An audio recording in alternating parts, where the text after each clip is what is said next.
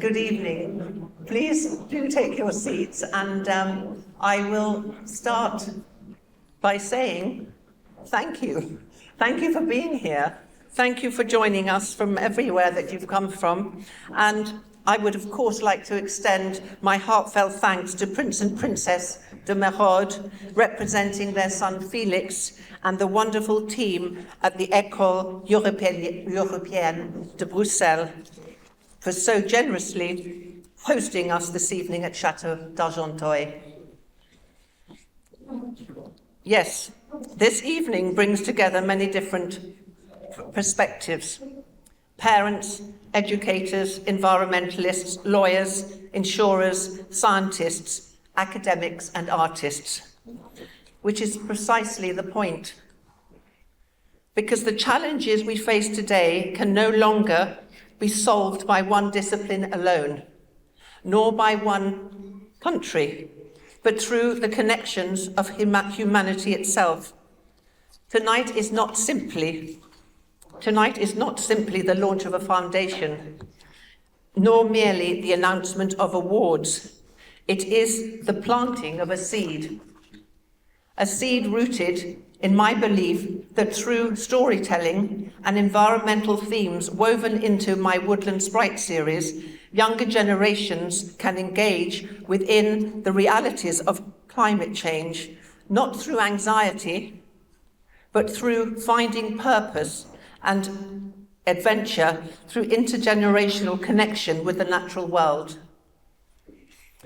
Some of you know me from a completely different era in my life. It's about 35, actually 40 years, of working in the world of art, interior design, and in the 1980s and 90s, I established high-level exhibitions that unexpectedly helped British interior design onto an international stage. What I began soon evolved into a remarkable cultural phenomenon, attracting widespread public interest and press attention. A profound cultural shift from a public with very little interest in design beforehand. And it's got a reason to explain that, because they became incredibly and deeply engaged with design when it was accessible, relevant, and connected to their everyday life. I saw how overnight culture began to change because of their interest, not just through my exhibitions, but through the publications such as The World of Interiors. Suddenly people began to see design everywhere, in the office, in the home, in hotels, in restaurants, and public spaces, understanding how the environments surrounding us shape the way we feel, live, and relate to one another. Somewhere deep within human consciousness, we instinctively recognize that balance, beauty, belonging, and harmony with the world around us are essential to our well-being itself. And that once people can find that connection, once they find it, they can engage. So bear with me here. There is a point to this that I will explain, because beautifully considered rooms do not emerge in isolation. They depend upon ecosystems of craftsmanship, materials, collaboration, and balance, each element working symbiotically with the next. The wood carvers, the stonemasons, the makers of fabrics, lighting and glass, the artisans, the workshops, the gardeners, electricians, and plasterers, each contributing something essential to the whole. And perhaps this is why all truly successful ecosystems, whether within nature, communities, or human creativity itself, depend on relationships held in balance. Today, my task feels connected to a far larger challenge. Not simply the environment within our homes, but the living environment surrounding us all. Because human well-being cannot be separated from planetary well-being. Nor can we rely indefinitely upon technological cooling our homes while the natural systems that can regulate temperatures continue to weaken. Nor can we ignore the reality that environmental instability will increasingly reshape economies, agriculture, migration, and the habitability of entire regions of the world. Nature itself depends upon relationships held in balance. It's not just as we do. In conversation with Mel Sheldrake, whose work explores the extraordinary underground networks of fungi and mycelium, I became fascinated by his view that human life itself evolved through these ancient living systems. Perhaps it is hardly surprising then that human beings still feel such a profound connection to forests, soil, and the living world around us. Forests depend upon healthy soils. Rivers depend upon forests, because forests do not simply sit beside rivers passively.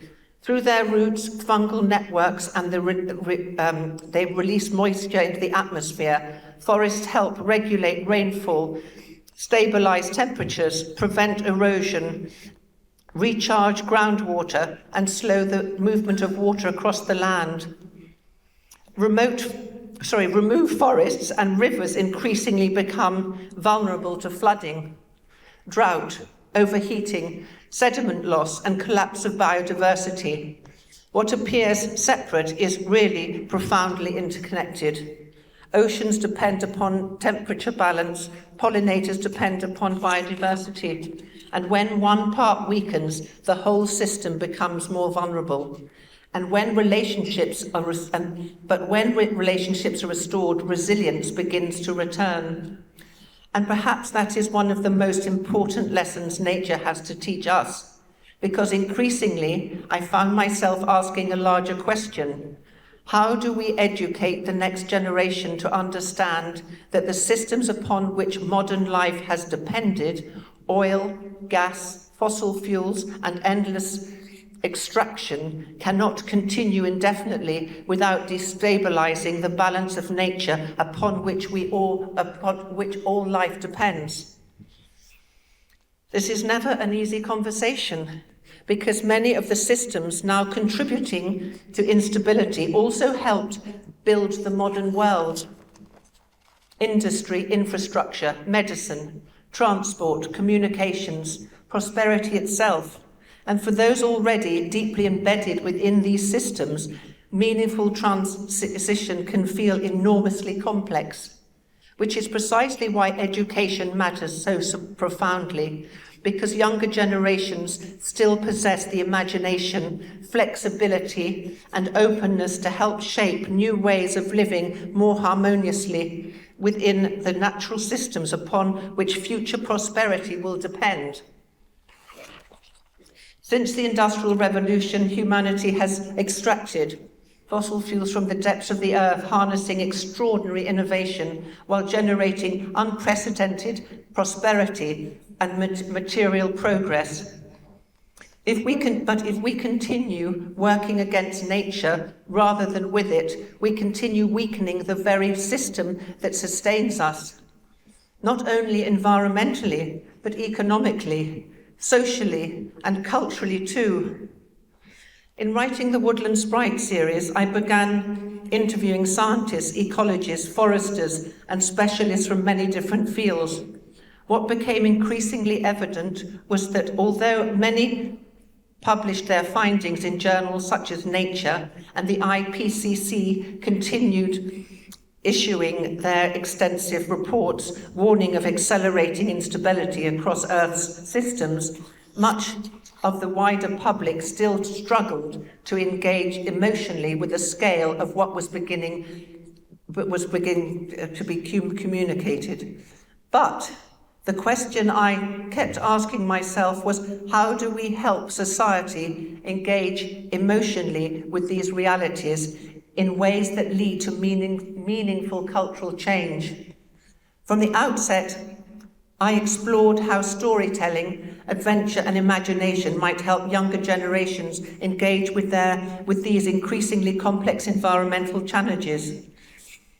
It is why I adapted my first book, Taken by Storm, as a play, allowing adult audiences too to begin exploring the relevance of climate and environmental instability through story, performance, and conversation. Many of the scientists, ecologists, and academics I spoke with understood that the potential of this approach to reach far beyond traditional scientific communities, because the science exists. Scientists have these conversations within their circles all the time. The data exists, the warnings exist, yet meaningful cultural change requires something more: participation, imagination, emotional connection, and time. My hope is to help accelerate that process through the DCCI School Awards and educational programs as an international initiative through my foundation, because facts inform, but through the storytelling of the Woodland Sprite series, information can become something more tangible, stories that help reconnect us back to nature, back to one another, and back to the deeper systems maintaining life itself. Earlier this year, the actuarial profession published a remarkable report entitled Planetary Solvency, Tipping into the Wild Unknown, not built on ideology, but on risk assessment.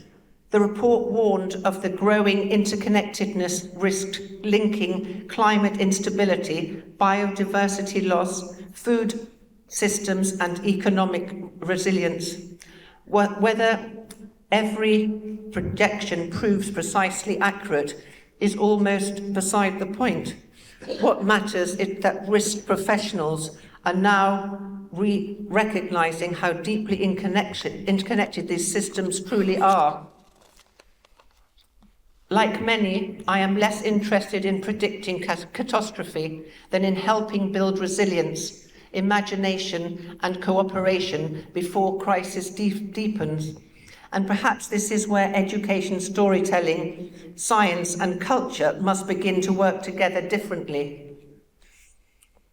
This is not simply an environmental issue, it is a system issue, which is why I believe the insurance world in particular has such an important role to play, because few industries understand interconnected risk more deeply.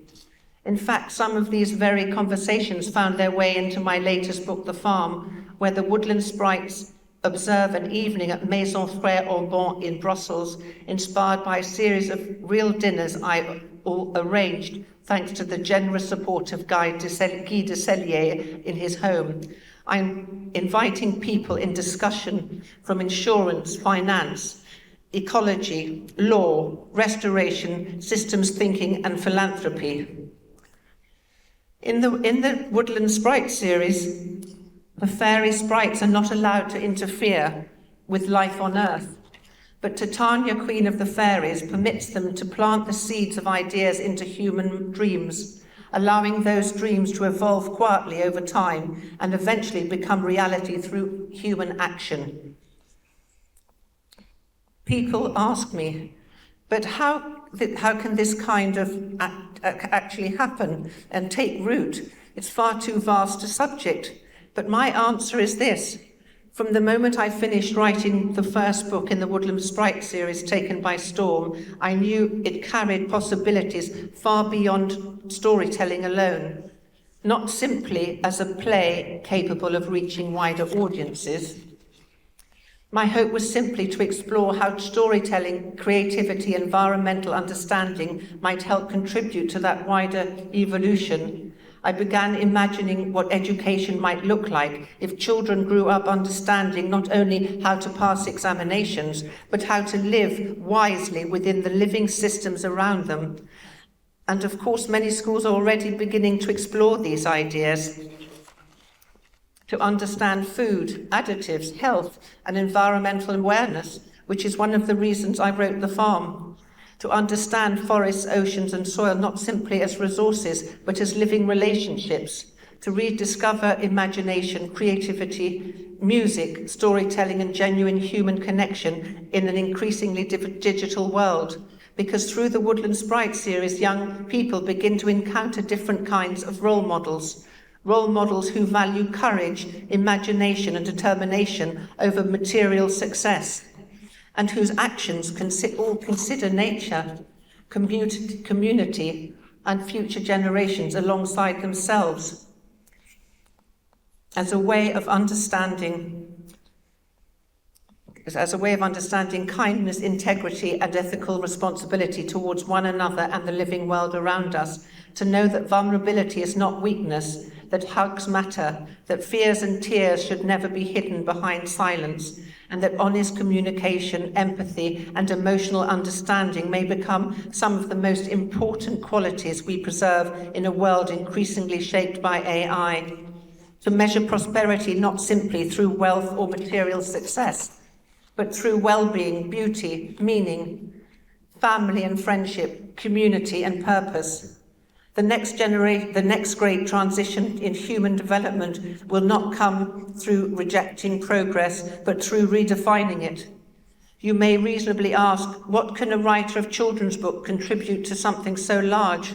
My answer is that complex change often begins with something deceptively simple. The stories we tell children about the world they will inherit. Stories grounded not in fantasy alone, but in scientific reality, because despite decades of conferences, negotiations, and international COP agreements, global CO2 emissions continue to rise. Information alone is not always enough to change human behaviour or cultural direction, and that is why the DCCI School Awards matter, because while we may think globally, real change often begins locally, in schools, in communities, in conversations, in imagination. The awards are designed not simply as competitions, but as frameworks for participation. The awards recognise young people across areas including performance, communication, reading competitions, art and environmental leadership, encouraging students not only to express concern for the future, but to participate creatively and constructively in helping shape it. Later this evening, we will share a selection of winning entries and performances from participating schools, also available from tomorrow on our website, dcci.earth. Alongside communication, oration and performance sits the DCCI art programme.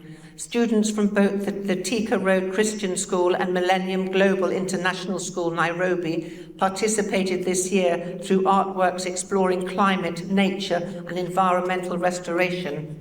Some of the pieces will be auctioned tonight in support of Communities Evergreening Africa, one of our major partner initiatives working with schools and communities throughout Kenya.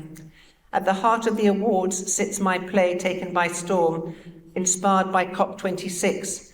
Act 3, Scene 1, a team, performed this year by the Tika Road Christian School, Nairobi. In the story, Titania, Queen of the Fairies, summons fairy sprites, leprechauns, goblins and pixies to the Temple of the Four Winds at Castle Howard, because the Four Winds are losing control of the weather through pollution. Yet the purpose of the story is not fear, it is awakening, because through the DCCI School Awards, young people are given a voice, a chance to stand on stage before the audience they themselves have invited, parents, teachers, business leaders, architects, farmers, local communities, and speak openly about the future they are inheriting, the environmental challenges they see around them, and the kind of world they hope to help shape, not through blame, but through participation, imagination, and conversation, young people speaking directly to society itself, making it unmistakably clear that the future, now being shaped by adult decisions, is the very future they themselves will inherit. They will speak about projects they are helping to support through the Fleur Rossdale Foundation network, demonstrating how schools themselves can begin participating in meaningful environmental and community initiatives. And perhaps one of the most powerful things of all is to imagine schools around the world gradually becoming connected through these performances, conversations, and educational programs.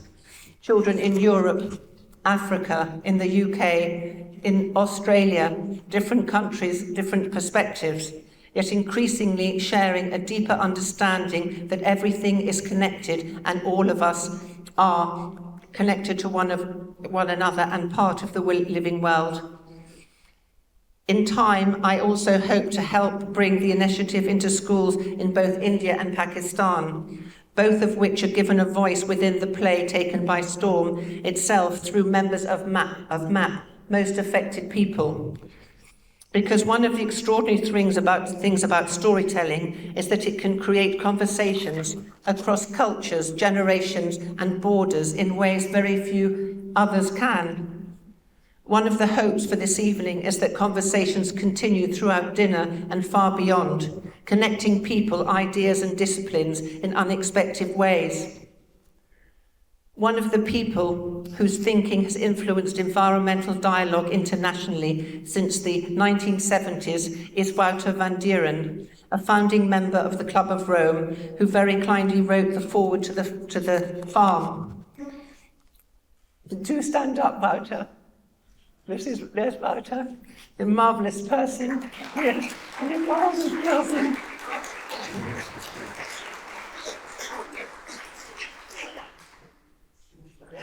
Many of the ideas behind DCCI before it evolved into the School Awards and educational programme emerged through conversations with Wouter during 2024, particularly the importance of bringing people from different disciplines around the same table.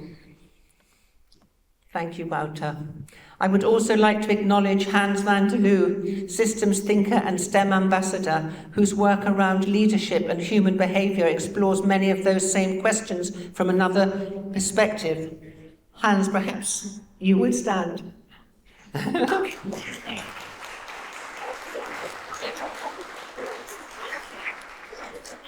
And also Pieter Paul de Kruijver of Green Water Cools, whose work explores the profound relationships between forests, water systems, and the Earth's natural cooling capacity. Pieter Paul, please stand.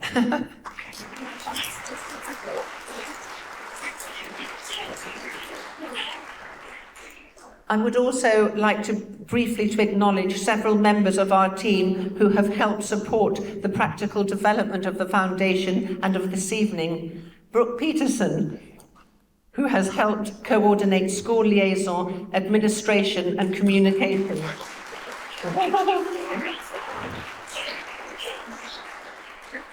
Wouter Krul, who has introduced me to hands-on charismatic impact projects like Just Dig It, Klim and Go Forest, also working behind the scenes supporting the operational side of bringing this initiative into reality. And also, most importantly, Aglaya Pomamavera, whose support for the artistic side of this evening and the Direct Climate Cooling Initiative art programme has helped bring such creativity and visual expression into the awards themselves.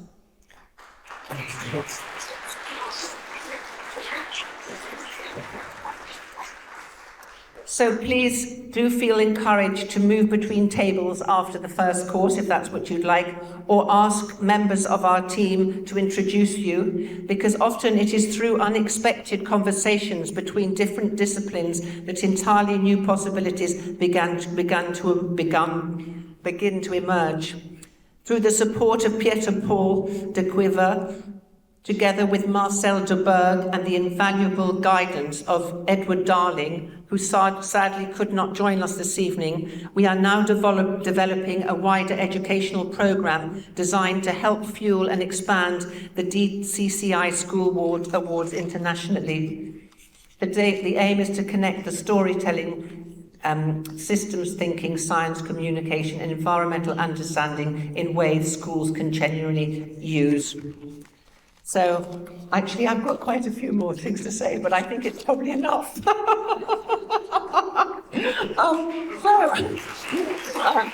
Anyway, so I think because perhaps the future begins exactly like this, with people coming together, not in isolation, as isolated voices, but as the collective voice, capable of imagining, inspiring, and creating a more harmonious relationship between humanity, the living and the living world on which we depend. Thank you.